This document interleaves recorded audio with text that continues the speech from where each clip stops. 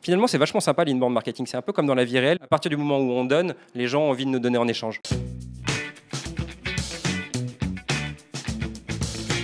Bonjour à tous et bienvenue dans ce 3e rendez-vous LEW. On va parler d'inbound marketing. Pour resituer un petit peu dans le contexte, donc nous, les experts du web, nous sommes en fait une société de conseil en marketing. Aujourd'hui, on se retrouve pour ce 3e rendez-vous avec donc Charles Dolisi, donc qui est le CEO de Pledzi. Bonjour tout le monde. Donc je m'appelle Charles, je suis le cofondateur de Pledzi. Pledzi, c'est une solution d'inbound marketing. Donc c'est une solution qui permet de mettre en œuvre tout ce dont on va parler aujourd'hui. Est-ce que vous savez ce que c'est que l'inbound marketing ? C'est une technique marketing qui va vous permettre de générer des leads. Ça s'adresse aussi bien aux entreprises B2B qu'aux entreprises B2C. Et le principe, c'est aujourd'hui, le parcours d'achat a fondamentalement changé. Il y a 10-15 ans, les seules façons qu'on avait de se renseigner sur des produits ou sur des services, c'était soit de lire la presse spécialisée, soit d'aller dans des salons, soit de discuter avec un commercial. Tous ces réseaux sociaux aujourd'hui n'existaient pas. Et fondamentalement, les habitudes d'achat ont beaucoup changé.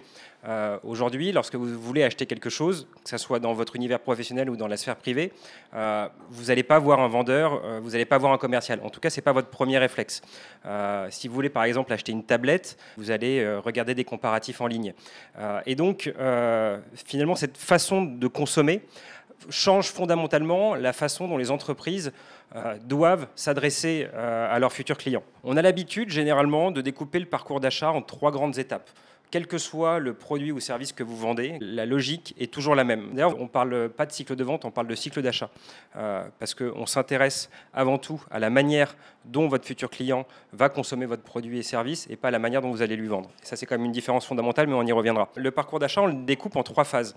La première phase, c'est ce qu'on appelle la phase de découverte. En gros, j'ai identifié un problème à résoudre, j'ai mal quelque part, mais à ce stade, je ne sais pas comment régler ce problème, je ne sais pas comment traiter mon mal. L'objectif ici, c'est finalement de se cultiver, de consommer des contenus, de faire évoluer la façon dont on réfléchit pour justement identifier la solution à son problème.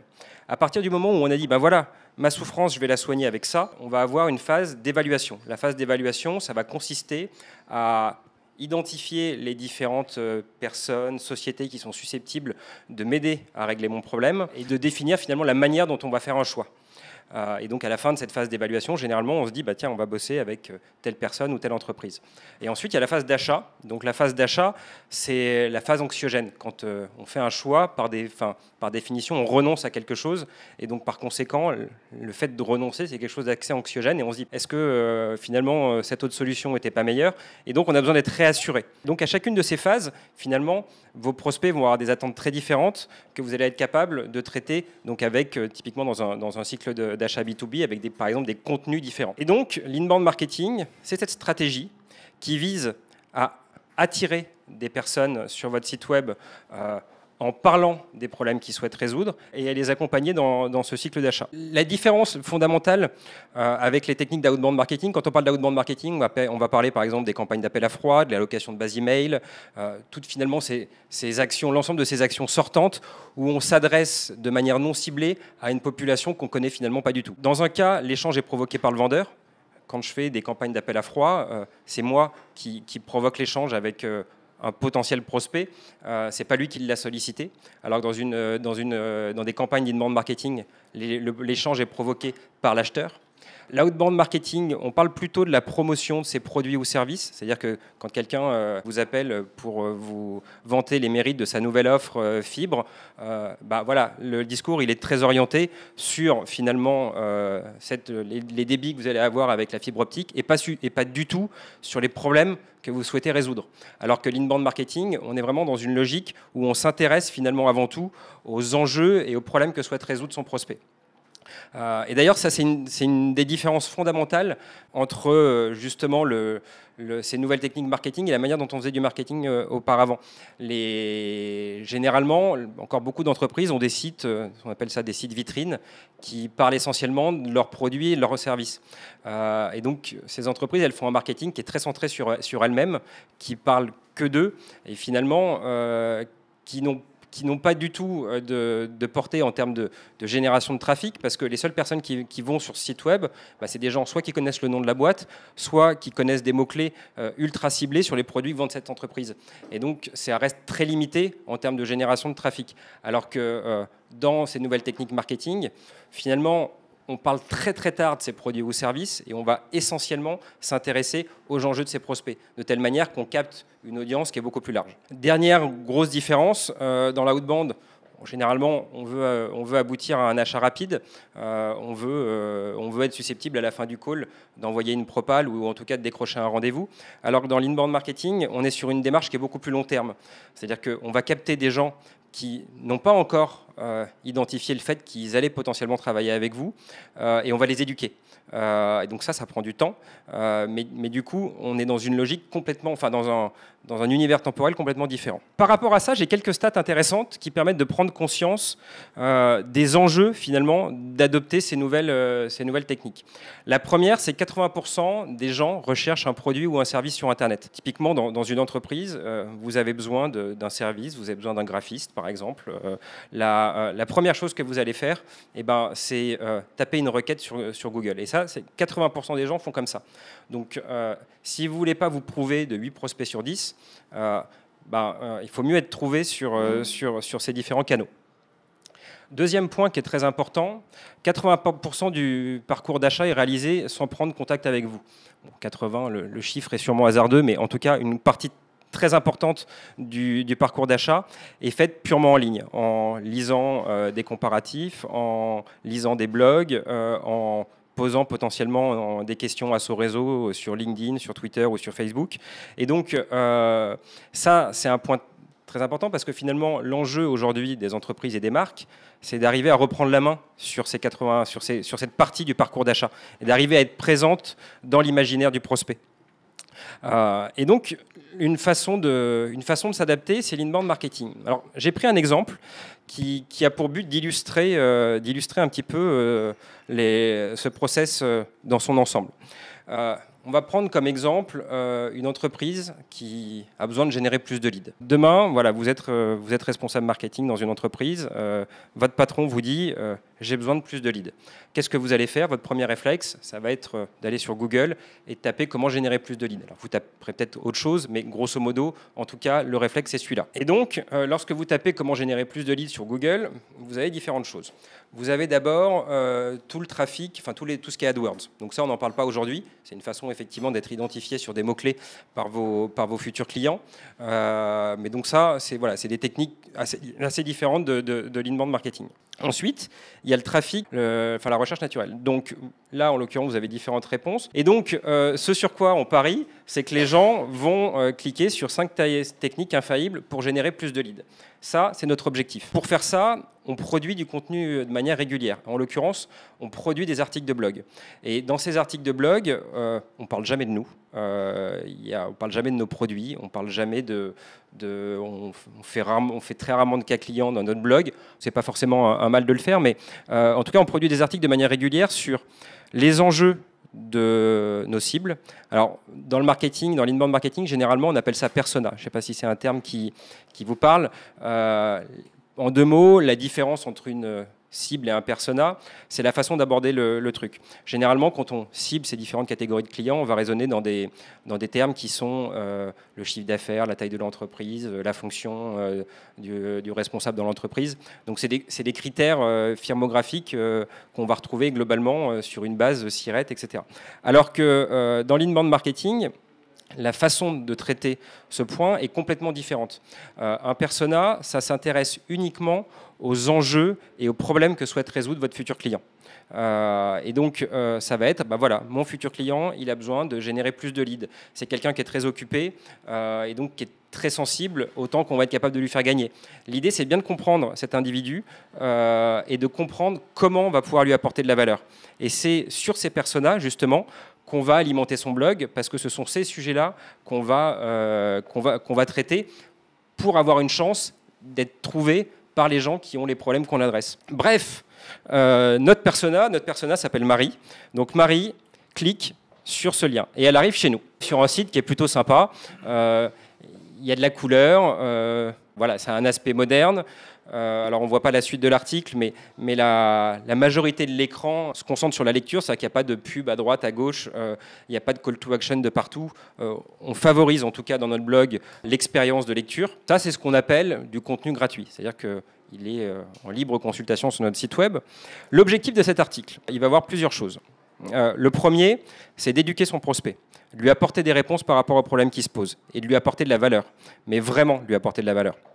On a beaucoup de clients qui nous disent « Ah ouais, mais si je commence à apporter mes recettes miracles, enfin, à dévoiler mes recettes sur mon blog, les gens n'auront plus rien à m'acheter. » Je crois qu'il ne faut pas avoir peur de ça. C'est une crainte qui n'a pas lieu d'être, parce que fondamentalement, les entreprises, ce qu'elles recherchent, c'est des gens qui ont de l'expertise, et très souvent, à la lecture d'un article de blog qui est assez technique, assez détaillé en termes de savoir-faire, la première lecture d'une personne, ça va être « Ok, effectivement, il sait faire, et moi, c'est beaucoup trop compliqué pour moi, j'ai besoin de lui. » Donc je pense qu'il faut, en tout cas, cette crainte, il faut pas l'avoir. Il faut avoir un objectif clair, c'est d'apporter des réponses concrètes à la personne qui va lire votre article. Le deuxième objectif, c'est de créer un lien avec lui et donc de vous dévoiler un petit peu, parce que dans la façon de rédiger votre article, dans les visuels que vous allez choisir, vous allez dévoiler certains traits de votre personnalité, certains traits de votre caractère. Et ça, c'est important aussi parce que même dans des relations professionnelles, on bosse avant tout avec des gens. Généralement, ce qu'on achète dans une boîte, c'est effectivement le produit ou service, mais c'est surtout la personne, son interlocuteur, la personne qu'on a en face de nous, parce que le courant passe bien, parce qu'on lui fait confiance, parce qu'il y a une relation qui a été capable de s'instaurer. Et finalement, ces articles de blog sont aussi une manière de faire transparaître qui on est dans la vraie vie. L'objectif final, parce qu'il s'agit quand même de générer du chiffre d'affaires, c'est que la personne, à un moment donné, ait envie d'en savoir plus. Et donc, l'articulation classique, c'est dans cet article de blog, parmi les techniques que je vais proposer, il va y avoir celle de mettre en place de l'inbound marketing. Et donc, alors un article de blog, d'ailleurs, je pourrais en dire 2-3 mots, parce qu'un article de blog, généralement, on considère que c'est entre 300 et 1500 mots. Donc, la taille optimale est entre 300 et 1500 mots. En dessous de 300, ouais, c'est très large. En dessous de 300, on considère que le volume n'est pas suffisant pour être bien indexé par les moteurs de recherche. Après, c'est une question aussi de ligne éditoriale. L'objectif, donc, c'est qu'il ait envie d'en savoir plus. Et pour en savoir plus, on va lui proposer de télécharger un livre blanc. Ce qui est intéressant, c'est la manière dont ça va se traduire pour vous dans des applications telles que les nôtres. Bon, ça, c'est un écran de Pledzi, mais toutes les solutions à peu près sérieuses proposent ce genre de choses. Il y a différentes choses qui vont être intéressantes pour vous en tant que responsable marketing pour traiter ce lead. La première chose, c'est la date du premier contact. Depuis quand je le connais? Est-ce que c'est la première fois qu'il vient sur mon site ou est-ce que c'est quelqu'un que je connais depuis un moment? Et par quel canal il est venu à moi? Alors là, d'un point de vue qualitatif, pour un contact donné, ça n'a pas forcément une valeur dingue. En revanche, ce qui est intéressant, c'est ensuite d'avoir une vision globale de la façon dont vous générez vos leads. Est-ce que c'est majoritairement via les réseaux sociaux? Est-ce que c'est les recherches sur Google qui permettent de générer plus de leads, etc., etc. On va avoir des informations sur son profil et sur sa société. Ce qui est intéressant, c'est qu'on va être capable de déduire qu'est-ce qui l'intéresse. C'est-à-dire qu'en fonction de son parcours sur le site web, en fonction des articles de blog qu'il a lus, on est capable de savoir deux choses. Quels sont les sujets qui l'intéressent et quelle maturité a votre prospect. Parce que quelqu'un qui est en train de découvrir un sujet ne lit pas du tout les mêmes contenus que quelqu'un d'autre. Quelqu'un qui va lire l'article de blog comment générer plus de leads, c'est quelqu'un qui a un intérêt potentiellement pour ce que je fais. En revanche, ce n'est pas un prospect parce que pour l'instant, à aucun moment, il n'y a aucun signal qui me dit qu'il a une intention d'achat d'une solution d'inbound marketing. En revanche, quelqu'un qui va télécharger comment choisir sa solution d'inbound marketing, a priori, c'est quelqu'un qui a un projet. Ça, c'est intéressant pour deux personnes dans l'entreprise. Le responsable marketing, qui va exploiter finalement toutes ces actions pour définir un score, pour associer un score à son prospect. Donc c'est toute cette logique de scoring. Et cette logique de scoring a pour objectif de déterminer quels sont les prospects qui sont mûrs et que je dois envoyer à ma force de vente. Deuxième information, c'est le détail, la partie qualitative, qui, elle, va être intéressante pour le commercial. Parce que c'est ce qui va lui permettre de construire son discours et d'engager la conversation de manière intelligente avec son prospect. Parce qu'il aura été capable de déceler quels étaient ses points de souffrance, quels étaient ses intérêts. Et donc là, c'est le talent du commercial d'engager la conversation avec son prospect de la bonne manière pour avancer le plus rapidement possible. Pour mettre en place une stratégie d'inbound marketing, il y a un engagement fort qu'il faut prendre, c'est celui de produire du contenu. Je dirais que c'est l'engagement le plus fort à prendre. Une solution, généralement, une solution d'inbound marketing ou de marketing automation, c'est une partie assez faible du budget d'un projet d'inbound marketing. Alors, ça dépend des solutions, mais globalement, c'est quand même pas la grosse partie du budget. La plus grosse partie du budget, ça va être cette production de contenu. C'est un ordre d'idée. Ne flippez pas en voyant ces chiffres. Mais en tout cas, je pense que faire de l'inbound marketing sans prendre l'engagement de rédiger au moins un article de blog par semaine, ça n'a pas de sens. Cette régularité, elle est vachement importante parce que c'est pas en publiant un article de blog que demain, vous allez être trouvé par Google, par vos futurs prospects. Il faut du temps. Il faut que vous ayez produit plusieurs articles pour que Google considère que vous ayez quelque chose à dire sur le sujet. Et donc, il faut le faire de manière régulière.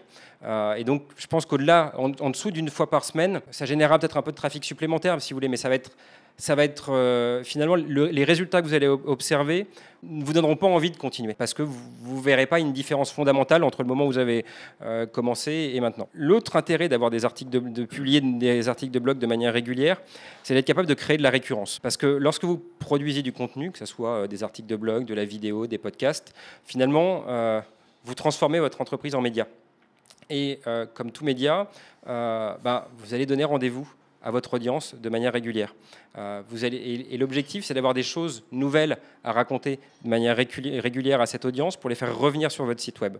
Parce que généralement, c'est ce qu'on voyait tout à l'heure, l'inbound marketing, c'est une démarche qui vise à instruire son prospect. Donc c'est une démarche commerciale. Enfin, on prend le prospect très tôt finalement dans le cycle de vente. Et donc, il faut être capable de l'entretenir tout au long de ce cycle de vente et de lui proposer de nouvelles choses à lire pendant toute cette période-là. Il y a aussi un point intéressant, c'est que Google adore les sites web sur lesquels les gens reviennent régulièrement. Parce que c'est une façon pour Google d'identifier que le site a quelque chose à raconter. Comme Charles l'a expliqué, donc il y a différentes briques en fait, dans une stratégie inbound marketing. Et effectivement, le blogging et la présence sur les réseaux sociaux en font partie. C'est prouvé, on a une réelle efficacité aujourd'hui par rapport aux réseaux sociaux et leur impact finalement sur la e-réputation et sur finalement la viralisation des contenus. Donc oui, il faut créer du contenu avec une fréquence, une récurrence. Il faut une véritable régularité. Et le fait d'avoir cette régularité, de toute façon, il n'y a pas de secret, c'est la constance qui va payer. Et on va donner finalement de l'information utile à des futurs prospects, à sa communauté, à des futurs prospects et accessoirement des futurs clients. Il y a aussi un point intéressant par rapport aux réseaux sociaux, si on va un petit peu plus loin, c'est la démarche de s'en servir aussi comme support de relations clients. De plus en plus de marques le font. C'est aussi donner de l'info utile à ses prospects et de glaner finalement des informations intéressantes, des informations vraiment précieuses sur leurs habitudes d'achat par exemple, et d'avoir une réelle corrélation avec tout ça. Donc effectivement, après la présence réseaux sociaux, on a parlé aussi de call to action. C'est aussi quelque chose qui peut être mis en place sur les réseaux sociaux, avec effectivement des call to action directement sur les publications, avec une incitation, avec merci de partager, etc. Vraiment une incitation à liker et à aller propager justement ce contenu pour le faire résonner dans d'autres communautés à un plus grand nombre. Ça peut être aussi vraiment par rapport à quelque chose de tout bête, par rapport au visuel. Aujourd'hui, il y a 120% de plus d'engagement avec une publication avec un visuel que sans. Donc ça, c'est quelque chose aussi de très important dans les bonnes pratiques. Et donc, effectivement, dans ces différentes briques, il y a les landing pages, les webinars, les livres blancs, avec une certaine fréquence. Donc vous allez me dire, ça fait énormément de travail. Oui, c'est vrai. je le reconnais. Avec un contenu pertinent, un contenu évidemment qui ne sera pas purement, on va dire, commercial, avec les bons call to action placés aux bons endroits. Ça peut être par exemple du click to tweet, c'est-à-dire sur une citation ou sur une information importante qu'on peut aller cliquer directement, on peut aller la partager sur Twitter de façon directe, uniquement dans le corps de texte. Donc voilà, ça fait partie des bonnes pratiques et des briques de l'inbound marketing. Sur Pledzi, la boîte est jeune, on a été créé en 2015. Jusqu'en novembre 2016, on était à un article par semaine. Notre trafic a explosé le jour où on est passé à 2. Parce que, en fait, Bon, il y a cet aspect référencement SEO, mais c'est assez idiot. Mais au final, quand on passe de 1 à 2, on multiplie par 2 le nombre de fois qu'on prend la parole. Et donc, on multiplie par 2 le nombre de messages sur les réseaux sociaux, le nombre de fois que l'article est relayé. Et donc, il y a un gap, franchement, qui est vraiment important. On est passé à 3 ensuite. C'est nettement moins la différence. Notre trafic continue d'augmenter, mais en tout cas, on n'a pas passé une marche de la même façon que lorsqu'on est passé de 1 à 2. L'inbound marketing, j'en suis convaincu, c'est canon. Il faut juste garder en tête qu'il ne faut jamais mettre tous ses œufs dans le même panier. Et typiquement, quand on commence et quand le marketing a la responsabilité de produire des leads pour les équipes commerciales, peut-être que le responsable marketing sera même une partie de son salaire variable sera basée sur cette capacité à générer des leads. Quand on commence une démarche d'inbound marketing, il ne faut pas mettre l'ensemble de son budget sur de la production de contenu. Il faut essayer de répartir de manière harmonieuse la façon dont on fait venir des prospects à soi. Et donc, ça peut être des campagnes de liens sponsorisés sur les réseaux sociaux, ça peut être différentes choses. Ça peut être, là, l'exemple que je donne, c'est un partenariat avec e-marketing où on paye des insertions dans leur newsletter pour avoir un espace Pledzi sur leur site. Et donc, les gens qui téléchargent ce livre blanc sur leur site nous sont envoyés. E-marketing, c'est un site qui a beaucoup de trafic, donc c'est un moyen d'exploiter finalement ces contenus d'une façon différente pour générer des leads le temps que le site se suffise à lui-même. Alors, quel résultat attendre ? Je vais commencer par vous parler d'une boîte que j'ai créée en 2008, dans laquelle je ne suis plus, qui est un éditeur de logiciels dans le domaine de la gestion de la relation client. Il y a plusieurs trucs intéressants là-dessus. Avant qu'on se mette à produire du contenu, on devait avoir une personne par semaine qui soumettait notre formulaire de contact. Donc on devait avoir quelques leads par semaine, uniquement grâce à notre site web. En tout cas, pas de quoi générer du business pour les commerciaux. Et donc voilà, alors, on a même commencé avant 2012, que c'était 2008, mais même en 2012, par trimestre, on générait 71 leads avec notre site web. Donc autant dire pas grand-chose. On a créé notre premier contenu. Là, la courbe, c'est le nombre de leads. C'est pas les visites, c'est le nombre de leads par trimestre. On a créé notre premier contenu, voilà, au 4e trimestre 2012. Et c'était un modèle de cahier des charges CRM. C'était une super idée, sincèrement, parce qu'un modèle de cahier des charges, il n'y a absolument rien de plus chiant. Et quelqu'un qui télécharge un modèle de cahier des charges, c'est forcément qu'il a un projet. Et ce qu'on s'était dit, c'est le mec qui doit mettre en place un CRM dans son entreprise, qu'est-ce qu'il fait ? Il y a son directeur commercial qui lui dit bah, tiens, occupe-toi du CRM, c'est ton job, parce que tout le monde est feignant. Le premier truc qu'il va faire, c'est taper sur Google modèle de cahier des charges. Et ça, franchement, ça a cartonné. Ça nous a encouragé à créer un nouveau livre blanc. Et donc, vous voyez que la courbe de leads générés augmente pas mal. Là, voilà, en 2013, là, on générait à peu près 600 leads par trimestre. Et on a commencé ensuite à faire un blog. On a sorti un blog en 2013 qui s'appelle le blog de la relation client. Et là, le nombre de leads généré par trimestre a augmenté de manière considérable. Alors, c'est pas le fait que le nombre de leads augmente de manière considérable, c'est que le trafic sur notre site a augmenté de manière considérable. Parce que fondamentalement, les gens qui arrivaient sur notre site, on leur proposait le livre blanc ou le modèle de cahier des charges. On n'avait rien de plus à leur proposer. En revanche, le trafic ayant augmenté, le nombre de leads a augmenté. Parce que ça, c'est assez mathématique. On sait que un site web qui a été conçu par quelqu'un qui porte un minimum d'attention sur le tunnel de conversion, on sait que ça convertira au moins 1% de son trafic. C'est-à-dire que si vous avez 100 visites, vous aurez un prospect. Les meilleurs approchent les 5, mais grosso modo, voilà, avoir le chiffre de 2% dans la tête, on n'est forcément pas très très loin de la vérité. Et donc plus le trafic augmente, plus le nombre de prospects augmente. Et après, Charlotte est partie en congé mat. Et là, ça a été la dégringolade. C'est pas Charlotte qui produisait les articles de blog. Les articles de blog ont été produits à la même fréquence. En revanche, Charlotte, l'un de ses rôles, c'était de faire en sorte que ces articles aient le plus de portée possible. C'était elle, typiquement, qui animait en partie les réseaux sociaux. C'était elle alors on avait quelqu'un en stage sur la partie réseaux sociaux, mais en tout cas c'était elle qui avait la relation avec par exemple les influenceurs, enfin qui faisait en sorte que ces articles de blog soient lus par le plus grand nombre. Et ce qui est important à retenir là-dessus, c'est que produire des articles de blog et en parler à la machine à café, ça suffit pas. Il faut faire des efforts pour les partager sur les réseaux sociaux, proposer leur lecture à des gens qui ont des réseaux qui vous intéressent. En tout cas, il faut s'intéresser et se poser la question de où est-ce que je partage cet article de blog pour qu'il ait la portée la plus importante. J'ai 3 stats à partager avec vous. La première, c'est combien de temps ça prend. Les premiers résultats, on les a au bout de 6-7 mois. Alors, vous allez produire des articles de blog, vous allez les promouvoir sur vos réseaux sociaux, vous allez voir votre trafic qui va augmenter. Mais ça prend 6-7 mois pour être pleine balle et que ça commence à vraiment produire des résultats. Donc ça, c'est une première stat importante parce que fondamentalement, ça veut dire qu'il faut expliquer à son patron qu'il faut investir, mais qu'on n'aura aucune idée du fait que ça va rapporter de l'argent avant 6-7 mois. Ce qui est quand même assez compliqué parfois comme discussion à avoir. Le deuxième point, c'est que après ces 6-7 mois, généralement, tout le monde s'accorde pour dire qu'il y a une augmentation de trafic importante. Et la plupart des entreprises constatent au moins le doublement du trafic sur leur site web. Donc ça marche. Et la troisième stat qui est intéressante, c'est l'impact sur la génération de leads. Parce que, ok, produire des articles de blog, générer du trafic sur son site web, c'est cool, mais le but du jeu, c'est que ça se transforme en chiffre d'affaires et qu'on soit capable d'avoir une approche héroïste par rapport à ça. La grande majorité des entreprises augmentent le nombre de leads qu'ils génèrent et plus de la moitié constatent une augmentation d'au moins 50%. En gros, le message que j'essaie de faire passer avec ces 3 stats, c'est que ça prend du temps, mais que ça fonctionne. Et il y a plusieurs choses intéressantes dans une stratégie d'inbound marketing. Le premier truc, c'est être capable d'alimenter ces commerciaux en prospects qui ont suscité un intérêt pour ce que vous faites, parce que c'est quand même beaucoup plus facile d'appeler des gens qui vous connaissent déjà, qui ont fait la démarche de venir vers vous, que d'appeler des gens dont on n'a jamais entendu parler. Les taux de conversion sur des campagnes d'appel n'ont strictement rien à voir. L'autre élément qui est important, c'est la valorisation de l'entreprise.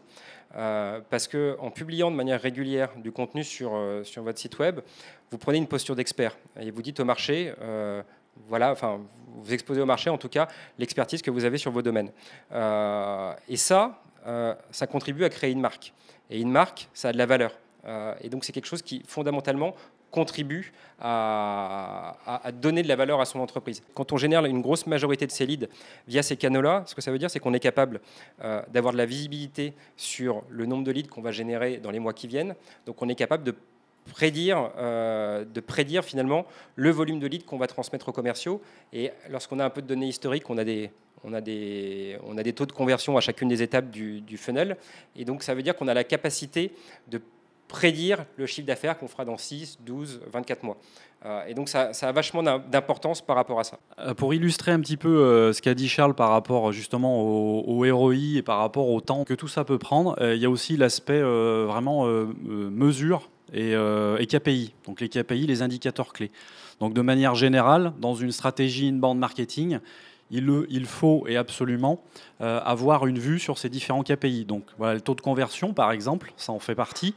Ça peut être aussi le taux de rebond, donc la proportion qu'ont en fait les visiteurs à quitter le site. Donc voilà, ça peut donner des indications sur le fait que vous devez avoir peut-être un blog intégré à votre site et faire un petit peu de rétention et donner justement de l'info utile, donner du conseil avec des articles pertinents. Il faut en fait sélectionner des KPI, s'y tenir et vraiment les mesurer de façon assez précise pour avoir justement ce fameux ROI qui n'est pas toujours évident à calculer. On a aussi, et j'y reviens par rapport à l'aspect médias sociaux, donc les KPI liés aux médias sociaux.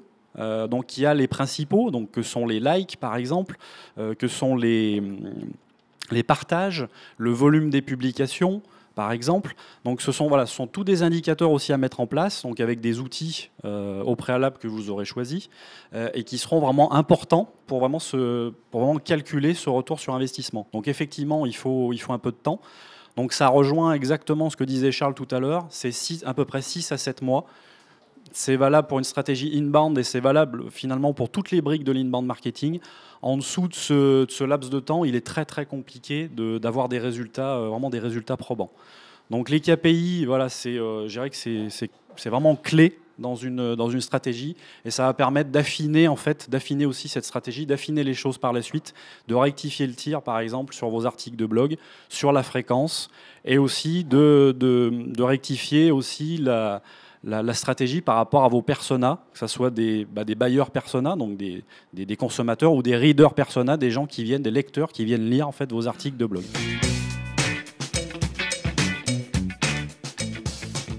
Ça peut être les trois en même temps. Parce que qui dit rédacteur, donc effectivement, on va rédiger des articles de blog. Donc là, on rentre dans du très spécialisé. Donc effectivement, il faudra une expertise assez pointue, mais aussi il faudra une expertise quand même sur la partie SEO, sur la partie optimisation SEO justement des articles. Donc ça va demander quand même une certaine connaissance justement du SEO pour optimiser ces articles. Donc il y a aussi ce facteur-là. Donc je dirais que c'est un peu le mouton à 5 pattes quoi, finalement, avec des compétences en rédaction mais aussi en SEO. Déjà, je commencerai jamais en embauchant quelqu'un.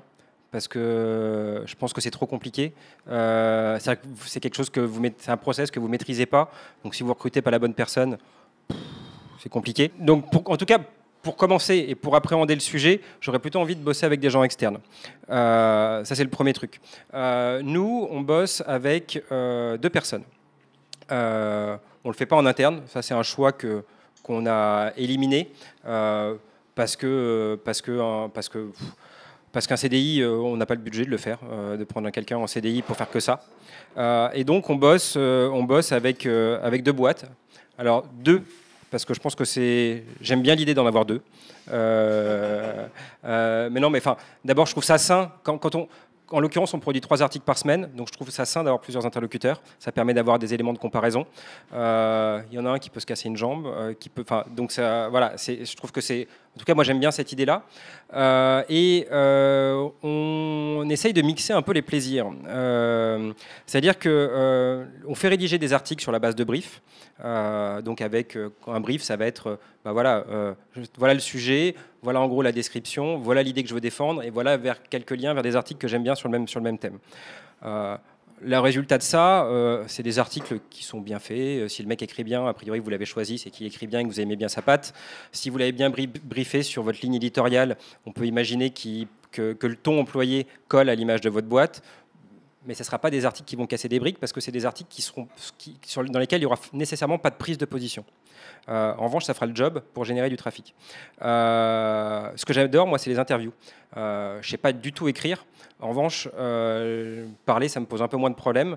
Et j'aime bien, du coup, ce format-là, parce que on se dit, tiens, on va rédiger un article sur tel sujet. La personne avec qui on bosse nous interviewe.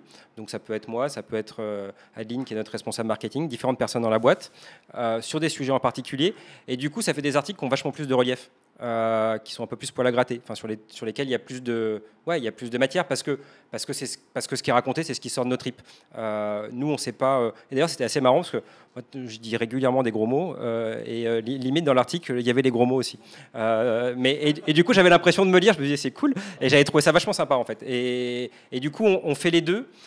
Et pour vous donner un ordre d'idée, notre budget mensuel, donc on produit 3 articles par semaine. Notre budget mensuel, c'est 1 800 € hors taxe. Ouais. Et donc voilà.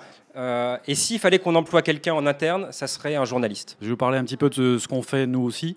Donc nous, on fait de la rédaction de contenu aussi, de la rédaction d'articles spécialisés pour différents métiers. Donc en fait, aujourd'hui, on a dans le brief, on a les quelques idées, on va dire directrices, et ensuite, on se débrouille avec. Donc on fait toute la brique du contenu, toute la structure et toute l'optimisation SEO qui va bien. Après, c'est sur des contenus, ça peut être sur l'aérothermie, ça peut être sur énormément de sujets. Et donc on part de cette idée directrice, et ensuite on fait des articles de 300, 400, 500, 600 mots.